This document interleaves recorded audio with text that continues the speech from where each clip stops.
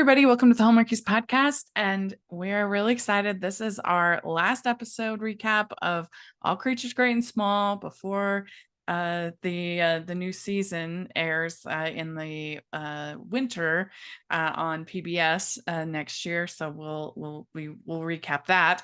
But for now, this is our last episode. This is the Christmas special from season 3. It's Merry Bloody Christmas, and it's another winner, of course, because this is a show. And I am film critic Rachel Wagner, and Michelle's here. Hey everyone. How are you doing? Yeah, good. This was such an emotional episode. I Oh my forgot, gosh. I feel like it was extra emotional because I don't know, I think the first and sort of only time I'd watched this previously, I didn't realize that Tristan was I leaving. know. So Me yeah, I too. think it definitely hit a little bit harder than than it did the first time. I know. And I think there's still hope that maybe you come back just for a little visit in the future, but not in season 4, at least. We know that. So I mean, I guess it's true to life in a way, but yeah, it's just hard to miss such a I know.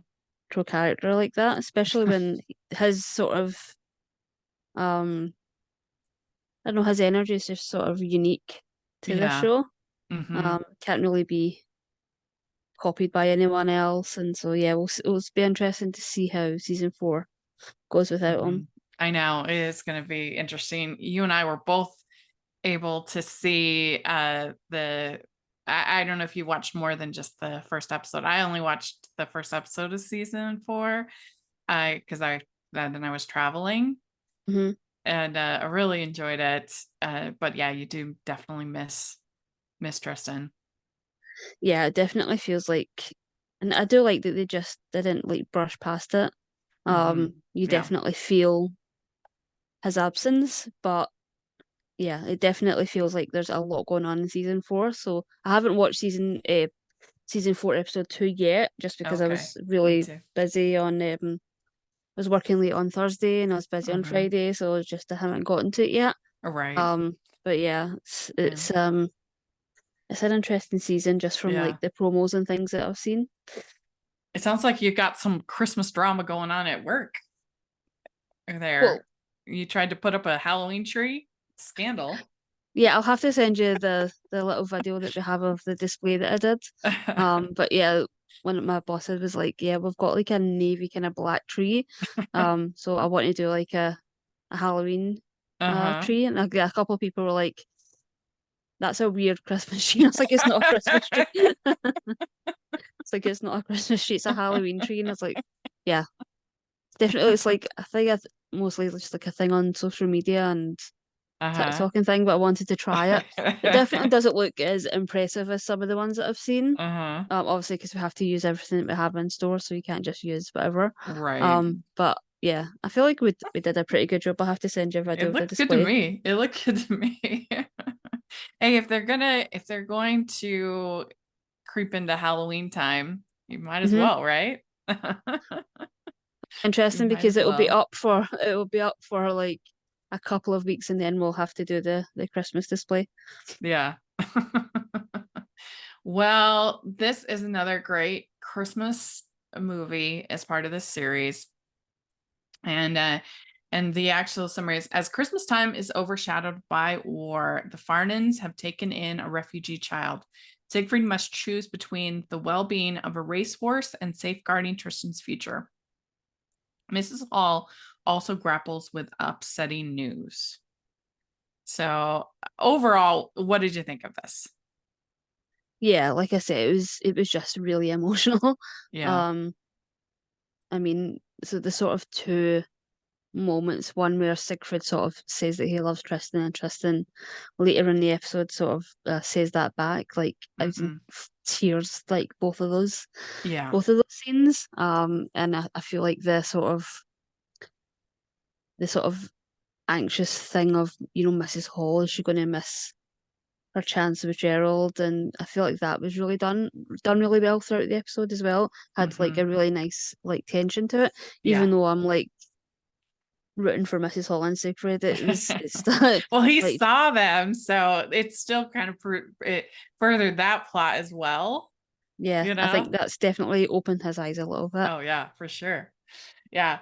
Yeah, and I really thought this whole thing with Ava was very effective because I mean, not only just to have a child in the house and to, be celebrating Hanukkah, but if you think about like, of course, what we know about the Holocaust and what was happening uh to Jewish people in Europe at that time, it just makes everything more poignant and emotional and makes their accepting of her and participating in the ceremonies and the prayers and other things like that, like all the more meaningful and powerful.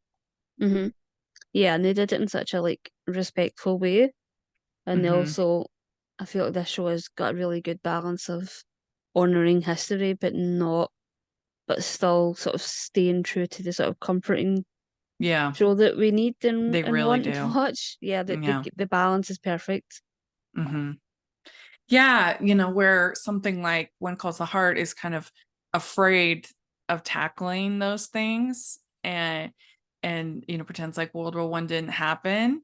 That here you have the same tone, the same comfort, the same uh meaningful storylines while acknowledging all of that. And what I'm saying is that like all of that made everything more meaningful and emotional with Ava. It would have just been like, oh, that was cute. It was a cute little like, storyline. But because I know everything that's happening in Europe right now and probably happening to her parents and family, and it just made everything more Mm. moving and emotional, not Yeah, less. and that yeah, there is a way to do it. I mean, there's so many like family movies, children's movies that deal with this. Like Mhm. you've got your Mhm. railway children, even something like Narnia. Like that first Yeah. movie is very much them having to sort of be separated from their family for the same reason. So there is ways to do it, and it is a little frustrating when you watch a show that sort of just thinks that it's.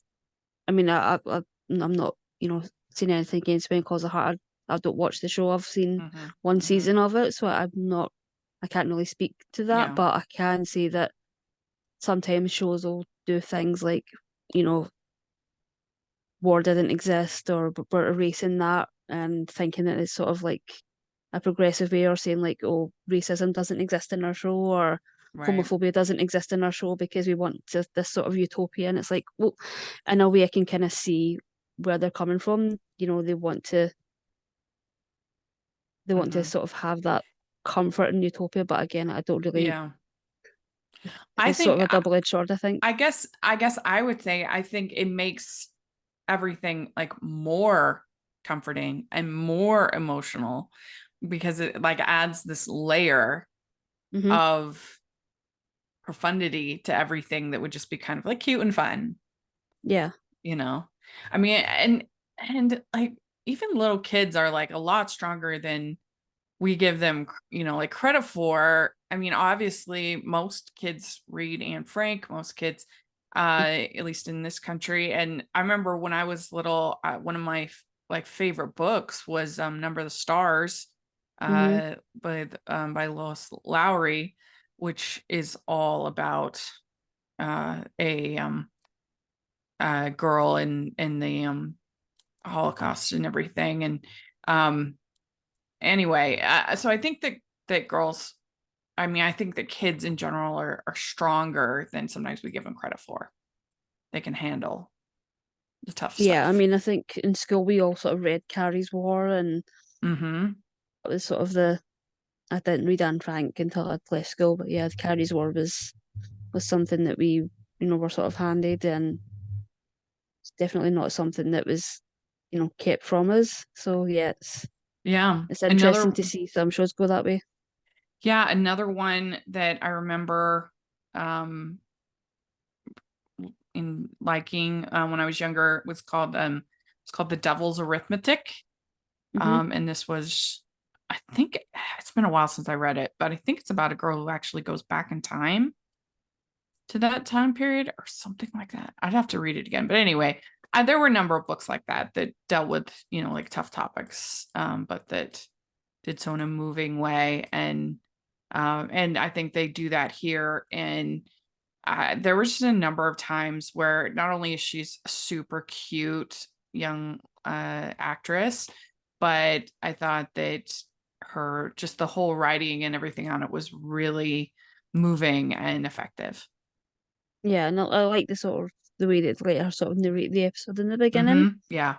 Thought that was done really well, and her sort of opinions on all of the characters, and realizing that Siegfried's definitely one of those people whose bark's worse, worse than his bite. He's Yeah. definitely a bit of a softie.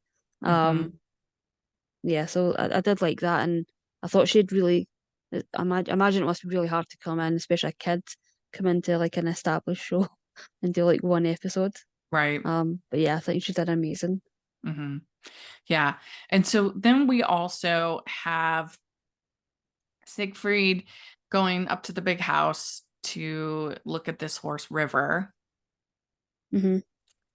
And they're ready to just like give up on this horse.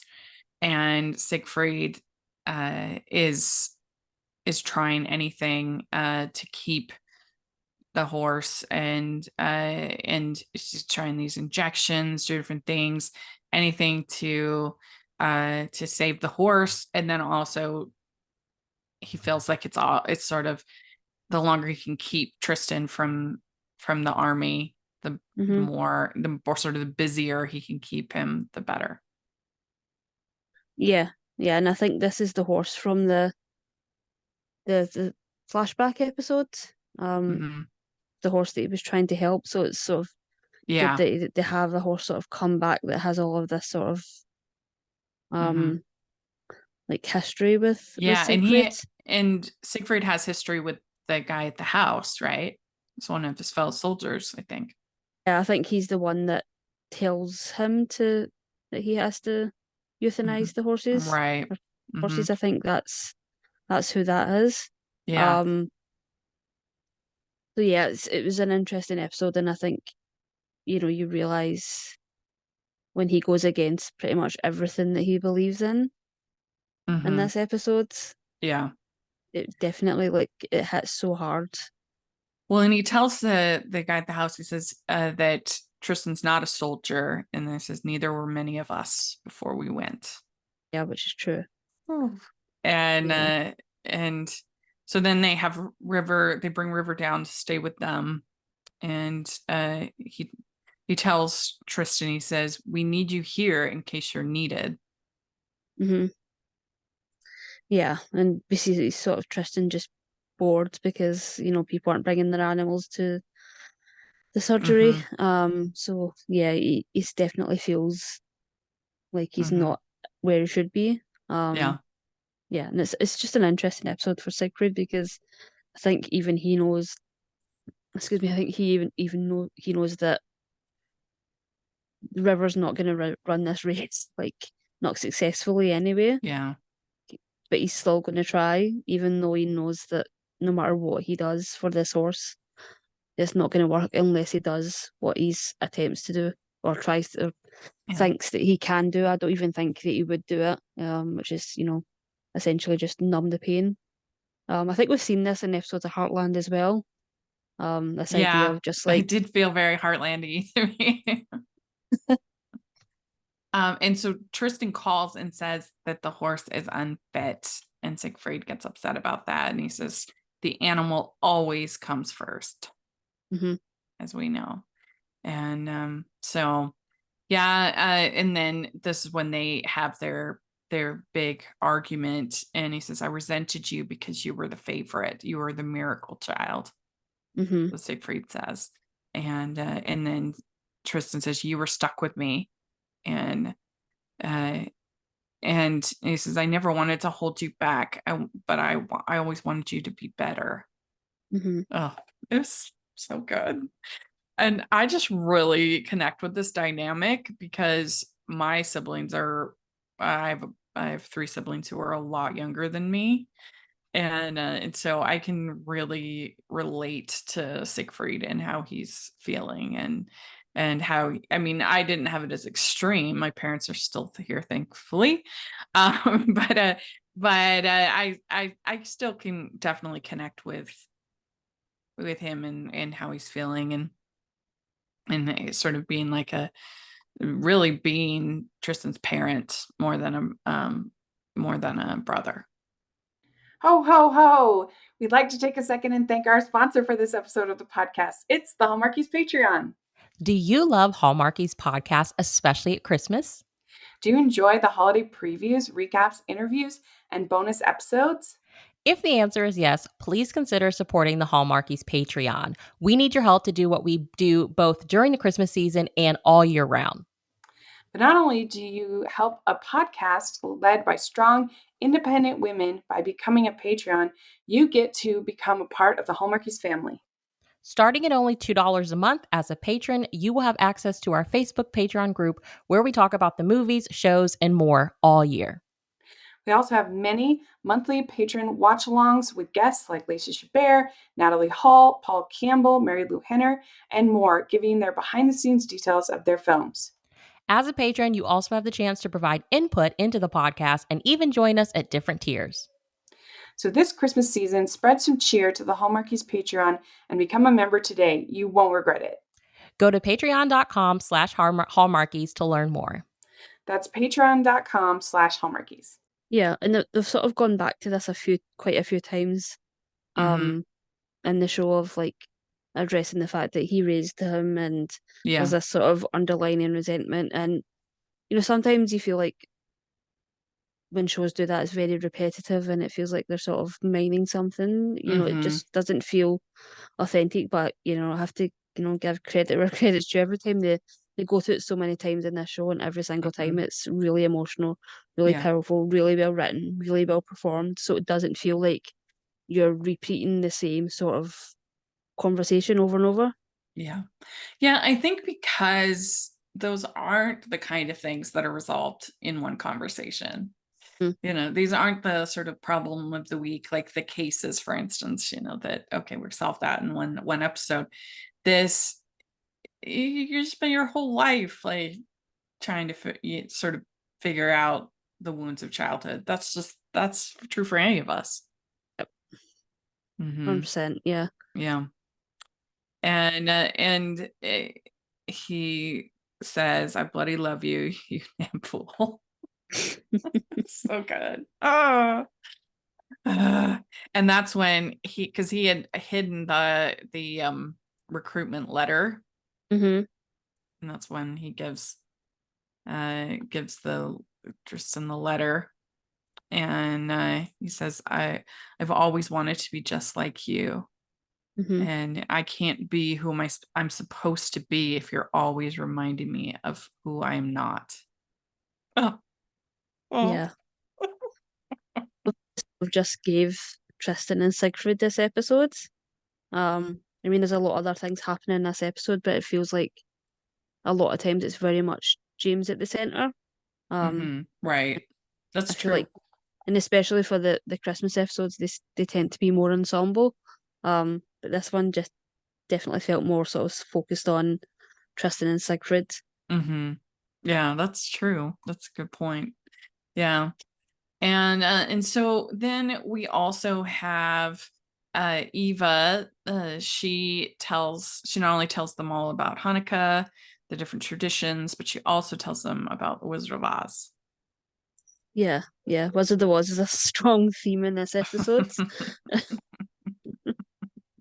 Yeah. Is that a movie that you grew up watching? Do you? Yeah, definitely. It Hmm. was always on at Christmas, always, and it's Oh, definitely, Christmas, huh? yeah, always. But I think because it's like this the school break, and they sort of have to fill time with some, like there's just movies that are just always on. You can sort of always Hmm. count on that. Hmm. Um, but yeah, Yeah. Yeah. definitely like It was really a love little that movie. scary for me because I was like a big wimp when I was little. And I was forever traumatized by Return to Oz. I don't know if you've ever seen that. I saw that one when I was older. It's not the Um, best, but It is pretty scary. I think I was too old to when I first watched it for it to have Oh, like a real effect. okay. Um, and I'd seen a lot of disturbing films at that point. Yeah, I mean there's this whole scene with the evil queen with her hallway of heads that or it's considerable trauma there was there for me. That was very scary for me. And the Wizard of Oz does have some pretty terrifying moments. I mean, the Wicked Witch is very cruel, and the flying monkeys are pretty scary. And I still obviously everybody appreciates Judy Garland in that film, of course, but I think that her acting is a little underappreciated. I think that scene where she's captured and she looks into the ball and she sees Ann M and she's kind of calling out to Ann M and then the Wicked Witch little like that whole scene is Mhm. she's really good in that. She's very good. Very She's good. very good in that scene. Yeah. Yeah, that's just it's one of those movies you switch over. I watched 10 minutes and you watch the entire thing. Yeah. It's so it's so Yeah, it's one I didn't appreciate as much growing up, but as an adult, I really do think it's one of the finest films ever made. yeah. It's it's really got it all. I mean, it's got great songs, it's got a great story, it's got incredible cinematography and the contrast between the black and white and the color. Uh it's got a great message, great villain. I mean, what else can you say about that hasn't been said already about Wizard of Oz? Yeah, it's a perfect movie, and Yeah, yeah. I I don't mean, think I don't think they need my endorsement. The Wizard of Oz is a good film, but nevertheless, it was fun how they have worked it into this episode. yeah, definitely. Hmm. And it's not always. I mean, we saw one on Hallmark a few years back when they tried it. Oh, It was yeah, that was let's just ignore that. well, that's the weird thing about Wizard of Oz, and that's going too much of a tangent, but I mean, Return to Oz is honestly probably one of the better follow-ups, but it's still not a good film. And like they've tried a lot of times and I mean, you're never going to be able to reach, the height of that kind of classic, but like every time they've gone back to Oz has been kind of a disaster ever since, which is interesting. It, They tried the it's going to movie, be the which it closest that we gotten is Wicked on stage, so it'll be interesting to see this, how this movie's turns out. yeah, they tried a show a few years back, the Emerald Oh City, was it yeah. called? That was really bad. There Yeah. was the Tin Man TV show, which I don't think was too bad. Oh Um, yeah. Wasn't that just in name though? I think maybe it was. They did have a pretty I really enjoyed what's her name on Once Upon a Time, the Wicked Yeah, Witch on there. She yeah, was fun. But yeah, it's yeah. just been Oz Great rough. and Powerful. That was like Yeah, that was a snooze. turns to Um color. It was awful. yeah. And The Wiz, I mean, it has some interesting elements, some good songs, but Diana Ross is so miscast, and so that I one's love not the great. live version they did of that. The what one? The live version that Oh they did. yeah, I heard that was good. I didn't see it. Oh, you have to see that. It's really good. Yeah, yeah. Well, they're rebooting it on Broadway in the spring, so that'll be fun. Because I was actually in The Wiz in high school. Hmm. I was just background. But I've never seen it. I've been in it, but I've never seen it, like, aside from the movie, which is not good. So I'd like to actually see it. But anyway, it's just an interesting how they just can't seem to get the dynamics of Oz right Hmm. again, since but it works as a sort of narrative device in this, and that's just so they show Wizard of Oz at Christmas in the UK a I lot. don't know if it's like at Christmas. It's just sort of around the holidays. It's on TV and it's That's It's interesting. different. Yeah, it's different now. It's more just like available to sort of stream it now. Whereas it used to be on terrestrial TV all the time. Like it felt like it was one of those movies that was on all year round. Any sort of school holiday it was on. Yeah. It's interesting how certain movies like that they're not really Christmas movies at all, but for some reason they get like Sound of Music gets shown, or I can't remember if the Ten Commandments was Christmas or Easter, but anyway, certain movies they're not really about Christmas at all, but for some reason they get shown a lot Mm-hmm. at the holidays. So they kind of get Feel like we're associated. just getting animated movies a lot here now at Christmas. Mm-hmm. And school holidays, it's just Yeah. a lot of animated movies I'd never heard of. We'd like to take a second and thank our sponsor for this episode of the podcast. It's our friend Jenny Hale. She has a new book coming out called Meet Me at Christmas. From the USA Today bestselling author of the book to TV stories Coming Home for Christmas and Christmas Wishes and Mistletoe Kisses, with over 1 million copies of her books sold, Jenny Hale brings you Meet Me at Christmas. This is a heartwarming holiday read that will have you rushing to your loved ones this Christmas. Traveling researcher Stella Fisher is called home to her family's farmhouse to help her mother through the first Christmas without her father. When Stella arrives, she doesn't expect to find Henry Dutton, the man she left behind. As she could guess after her heartbreaking exit so many years ago, he isn't speaking to her. What she doesn't realize, however, is there's a much bigger reason for his unfriendly reception. She quickly becomes the one person he believes can fix everything, but she isn't sure about that.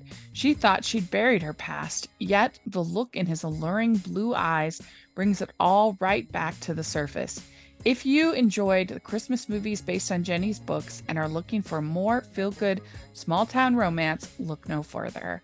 You can find more about Meet Me at Christmas at it's jennyhale.com, at harpethroad.com, or use the affiliate link below. Yeah. So then we have James working with Mrs. Pumphrey's cat. Mm-hmm. And it was a cute cat. And she says, those who can entertain themselves are never bored. And this is absolutely true. I remember my mom just being like, well, if you're bored, that she would have no patience for that. She would just be like, okay, I can give you some work to do. And then we'd find something to do. Yeah, just never say you're bored. No, absolutely not. And especially now when you have like most of us have streaming services, and heaven forbid you actually read a book. You know, I the only time I've been bored is if I happen to be having to watch something that's quote unquote boring. But I remember on a podcast I was doing, somebody said that he said that I learned in my young age to embrace boredom in film, and that and I was like, that's a really good kind of thing to think about, that if you can kind of at least embrace like a slow burn, embrace different approaches, different pacing, then you can open yourself up to a lot of different stories. Yeah, I saw a quote. It's like a tweet I saw when it was the trailer last week for the Gilded Age season 2, and it was like, I can't wait to be bored out of my mind and live for every single scene. It's like it's so compelling because Yeah, of the that's actors true. that they've got, but the actual storyline is so like I watched every second of it. Um, That's like true. it's so boring in comparison to like Downton Abbey, but the Yeah. performances are so good. It's like It's the most boring game of spot the Broadway actor that you could play. 100%, 100%. You're literally just watching it for the cast because you have all of these iconic people in a room together. Yeah, that is very true. And it was kind of funny. We have Tristan. He finds out he has this huge bill at Maggie's.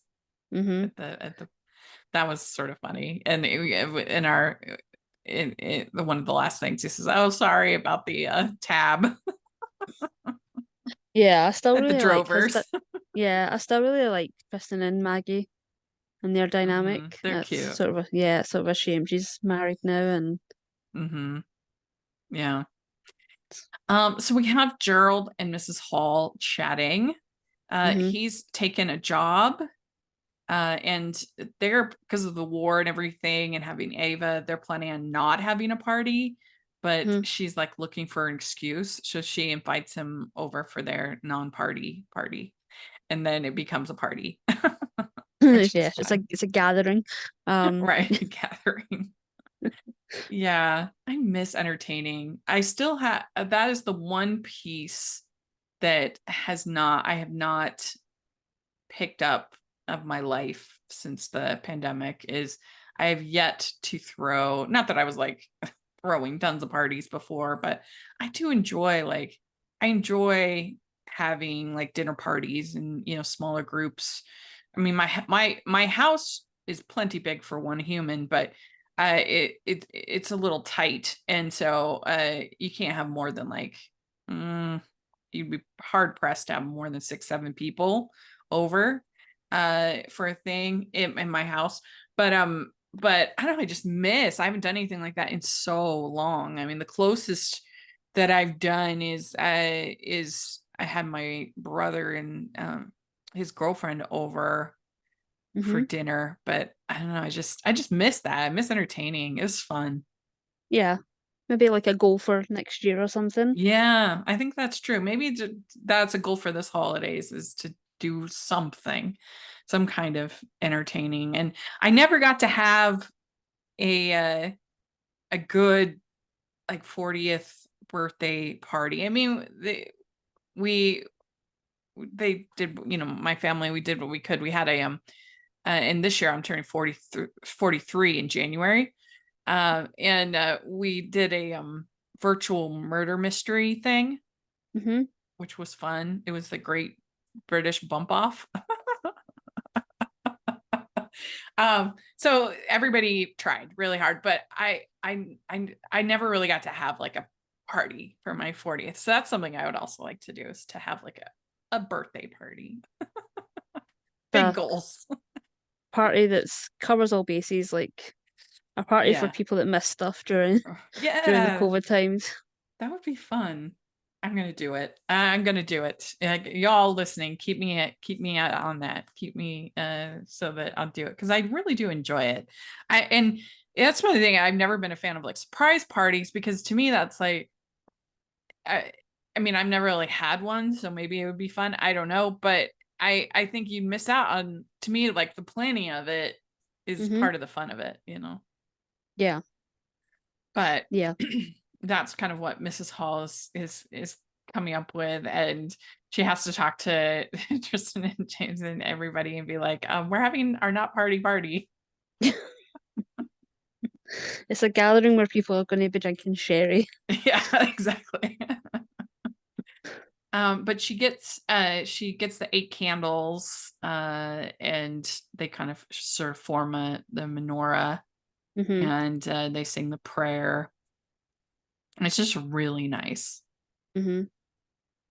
Yeah, it's very respectful and I sort of seen this episode once. I'd sort of forgot this whole sort of plot, but yeah, now that we don't have Tristan and Mrs. Hall's son's away to war, it feels like it all sort of hits.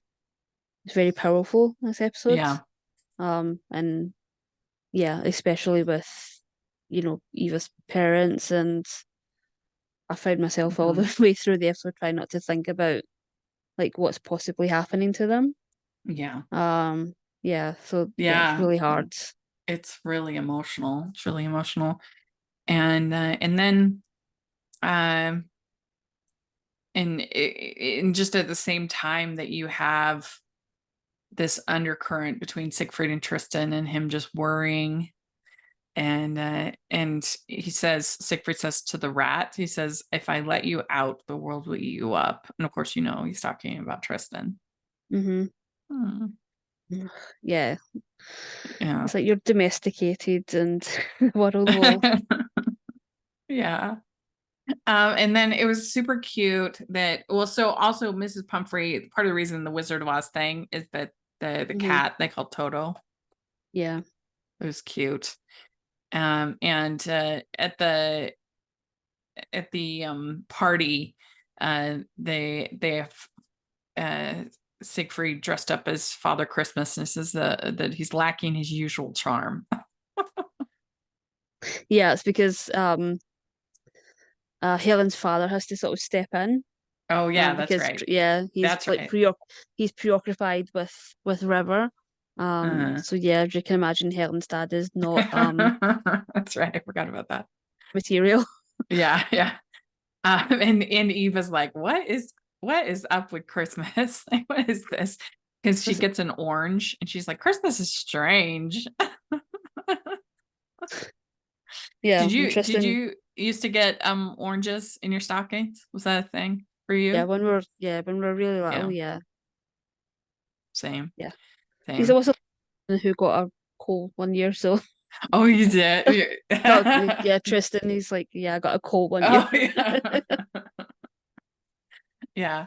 We would always, of course, wake up like super early, and a lot of time my parents would be like, "Oh, watch something or whatever." We'd end up watching Charlie Brown a lot of times, and then if they were lucky, they could sleep until like I don't know 9 o'clock, something like that. It was not much, and then we would stand on the stairs, depending on where we lived, in order of age, and my dad would have to take a picture, and then we would go and get our stockings, and that's the part that was from Santa, Hmm. and usually it had I don't know some kind of chocolate bar and orange, and like little things like socks and stuff like that.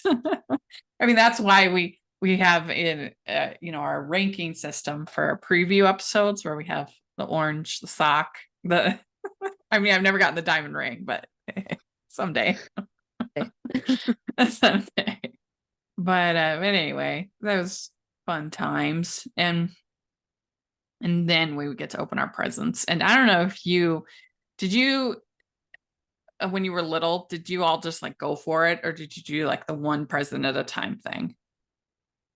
We opened a present. We opened one present the Oh, night before Christmas. oh yeah, Um, we did the one present. Obviously, you weren't allowed to open your main present. right. But yeah, you were allowed to open one little present. One year we got to open up everything before Christmas. Because my grandparents were over and it was just, I think they just wanted to be a part of it. Yeah. But yeah, mainly it was just one present, and then you could you had to wait on everybody waking up, of course, but once Hmm. everybody was up, you could just sort of go for it and open Yeah. everything. Yeah, that's the way we did. I knew of some other people that, yeah, we would do the open one small present Christmas Eve sometimes, and then yeah, we just all kind of went for it. And I knew of some people who they would, like everyone would watch every person open each of their presents, and there's no way I didn't have the patience for that. That's for sure. We'd like to take a second and thank our sponsor for this episode of the podcast. It's the Hallmarkies merch store. Are you looking for that perfect gift for the postable, Hardy, or Hallmarky in your life? What about getting that t-shirt or hoodie that will help you stand out at your next holiday party? Now is the time to check out the Hallmarkies merch store. Full of festive designs by artists like Jessica Miller, Carrie from Hallmark Comics, and more. You can even have more than just shirts, but totes, cell phone cases, notebooks, mugs, and more. And it isn't just Hallmark. We have designs for Anna Green Gables, Man from Snowy River, The Nanny, and more. Every purchase at the merch store goes to help support the podcast and allows us to make the great content you know and love. There are frequent sales, so go to tpublic.com/stores/hallmarkies or see the link in the description. That's tpublic.com/stores/hallmarkies. But my little brother, I have a brother who's 16 years younger than me. And one year he kept wanting to play with his older sister, who's 10 years younger than me, wanted to play with her dolls. And so my mom thought it was a great idea to make him this little doll. And it was really cute. And he did end up playing with it a lot. And, my parents had no problem with, boys playing with dolls, girls playing with, whatever. They didn't care about that. And so my mom had made this doll for my brother, and he just wanted to open the one present and play with that present. Like, he was not interested in, because he was like 3, 4, little kid. And he wasn't interested in opening any more presents on Christmas. And so we were like, here, you want to open this one. So he was like, fine. And so he opens it up. He takes out the doll, and and then he was just like threw it across the room. And then he just went back to playing with his one toy that he wanted. And we were dying laughing. But he did end up enjoying it eventually. But he was just perfectly content with one present. He didn't need any more. That's funny. Yeah. So anyway, kids are crazy. My Eva was really, really cute, like we said. Hmm. So Maggie ends up coming to the not party, and they don't kiss under the mistletoe. Oh, yeah, But she's married. married. Yeah. It's probably a good move. Eva learns how to play the first Noel. And Yeah, that was cute. yeah. And then Tristan says, I have to go to Siegfried. And Siegfried says, I know you do. Oh, my heart. Yeah. Oh. I can't even imagine. Yeah, it was heartbreaking. Like, Oh, every conversation between them was just oh. staying. Especially since he's a veteran. Mm-hmm. And Because he keeps saying, like, he has no idea what he's walking into. He's no idea. And, like, mhm. you can tell he's just trying to do everything he can to prevent him Yeah. finding out. Yeah. But he can't. Yeah. So then we have Gerald leaving, and Mrs. Hall's very upset, and he's like, he's gone. And then he comes back to get his coat, and she kisses him. And she's like, you came back. And he says, I picked up the wrong coat, but I'm glad I came back. Yeah, it's a great scene until, like, you see Sigrid's heart just Yeah. drop, Oh, that which makes it is even also, like, better. You're like, so oh, satisfying. yeah. So good. And so Eva, the next morning, Eva wakes everybody up for Christmas, and she gets a pair of Dorothy's shoes, which was so sweet. Yeah, it was really cute. But then she says they don't work. There's no place like home. Oh, Yeah. Yeah, the scene with her and Siegfried is so good and so sweet. the families should be together. And he says, you are allowed to miss, you are allowed to cry. Mm-hmm. And then she says, you're allowed to cry too, even though you're a grown up. Yeah, so good. Yeah. Yeah, because Beautiful. Siegfried's about to do a lot of crying. Yeah. I feel like I cry more as a grown up than I did as a kid. Same. Yeah. I'm like public waterworks these days. And I feel like I even cry more that the pandemic like made me extra. It's like, oh no. I don't know. I'm just a mess these days. And so then Tristan gives the toast to Siegfried. You never gave up on me. I love you, Siegfried. So Merry Bloody Christmas. Yeah, that Perfect. line Perfect. just about killed me. Yeah, that was so good. And they say goodbye, and he says, don't do anything stupid. Promise me. Mm-hmm. Mm-hmm. And that's why I'm really glad that they didn't like do something stupid and kill him off or something like that. Like, hopefully he'll like want to come back for just an episode here or there. Or, yeah, I don't know. We'll get some updates of some kind. Yeah, my suspicion is that he will come back for like specials or Yeah, episode here or there, and I would love that. I think the way for Tristan forward is probably that he's, found someone and he's made a life for himself elsewhere. Mm-hmm. I think that's Yeah, sort of I the way would forward for love him. for the season 4 Christmas special for him to get a leave or whatever for Christmas. Yeah. That would be amazing. Oh, I would love that so much.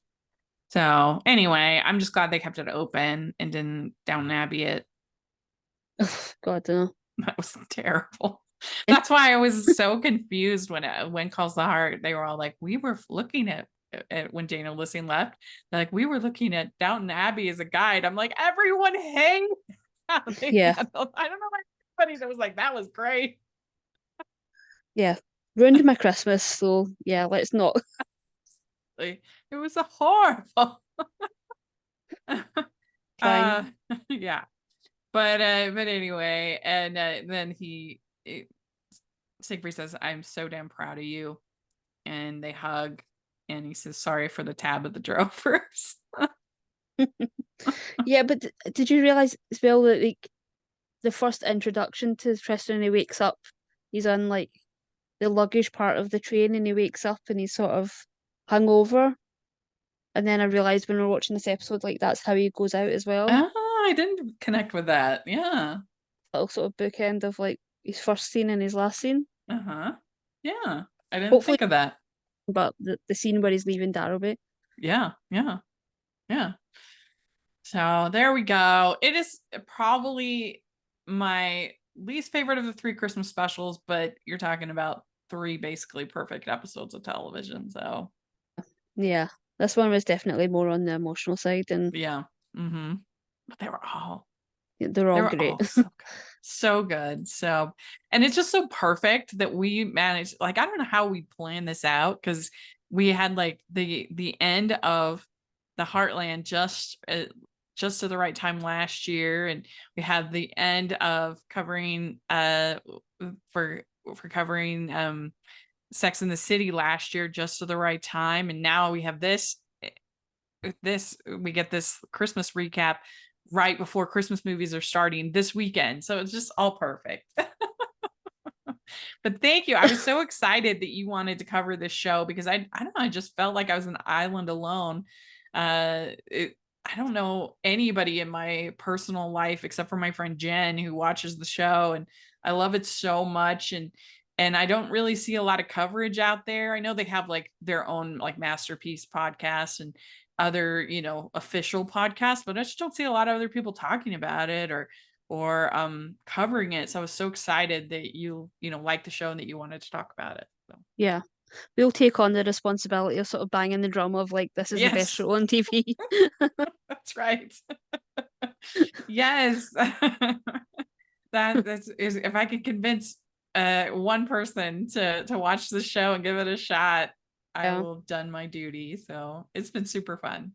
Yeah, it's been so fun, and hopefully many more to go. Like Yeah. it just feels like it's a show that's going to keep going for a while. I hope so. I hope so too. Yeah, let us know what you think of this special. Not like Heartland. Yeah. Maybe not like Heartland. Yeah, I was joking with Michelle that she didn't realize she'd made a lifetime commitment.